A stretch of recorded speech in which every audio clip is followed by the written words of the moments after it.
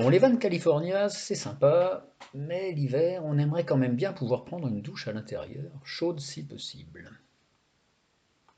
Alors, bon, voilà le dispositif que Alors j'utilise. d'abord, la première chose qu'il va falloir faire, c'est faire chauffer l'eau. Parce que c'est ce qu'il y a de plus long, bien sûr. Alors si on a la chance d'être connecté au secteur de 120 volts, on peut utiliser cette chose, la branche, et après, eh ben, on va casser de l'occupation pendant un bon quart d'heure, 20 minutes, le temps que ça chauffe.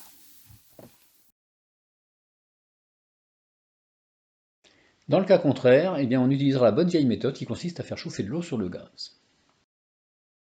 Et puis, on sort le matos.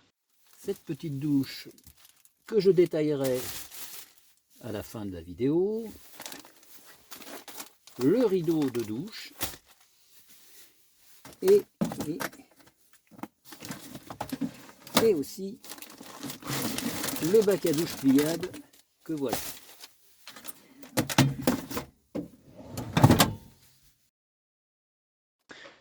Alors, pour brancher la douchette, eh bien, on commence par mettre la pompe dans le jerrycan.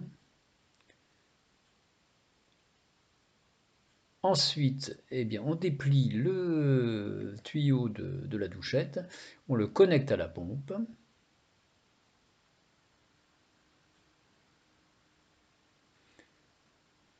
Et après, il ne reste plus qu'à relier le tout aux 12 volts via le fil qui va bien.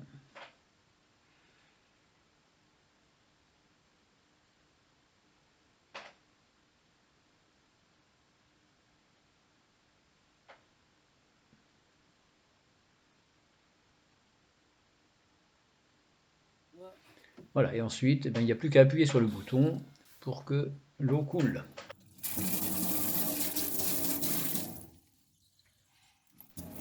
Alors, petite parenthèse, on peut d'ailleurs utiliser ce dispositif pour faire la vaisselle. Notamment si on est en hiver et qu'on n'a pas voulu remplir le réservoir principal d'eau du van par peur du gel. En plus, c'est très économique en eau parce que finalement, eh bien, on arrive à faire une vaisselle pour 2 personnes avec 2 litres d'eau. Pour étaler le bac à douche, voilà, on le sort, on le déplie.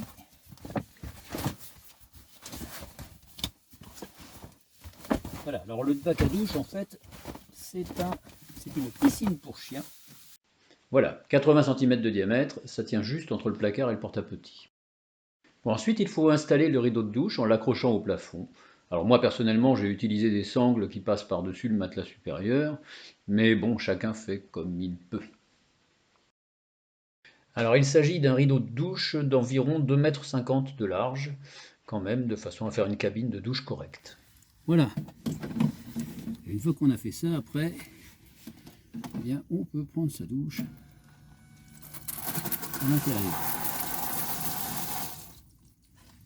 Alors après, la question qui va se poser, c'est qu'est-ce qu'on fait de cette flotte qu'il y a dans le bac à douche?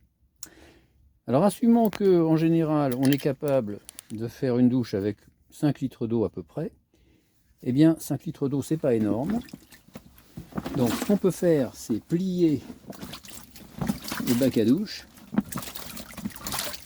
Et donc soit on l'amène dehors à un endroit où ça ne gêne pas, soit si on ne peut pas, eh ben, on le vide dans l'évier. Ce qui est toujours possible.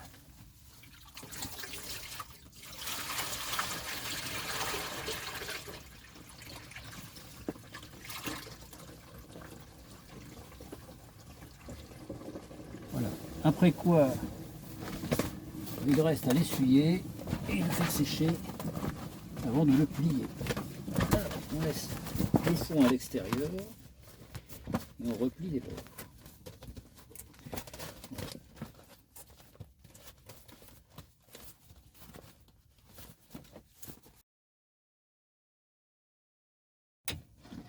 On débranche. On range.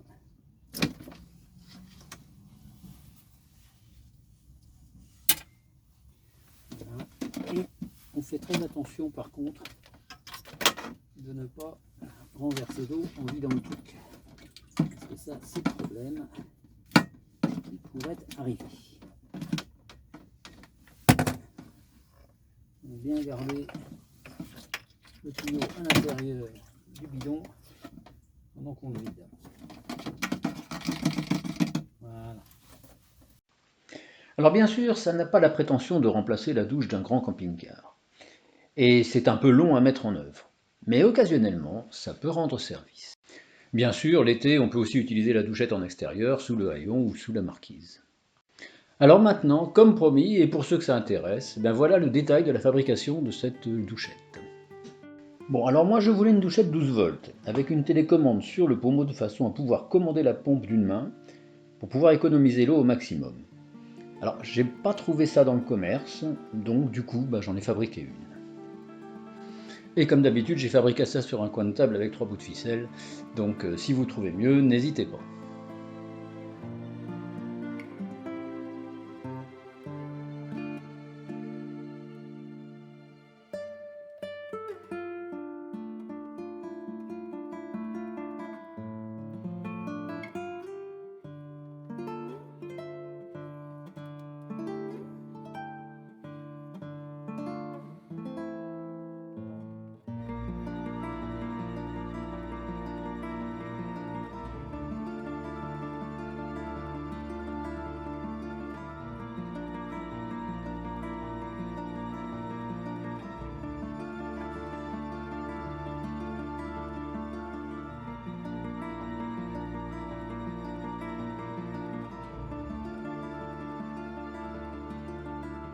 Allez, bonne route à tous!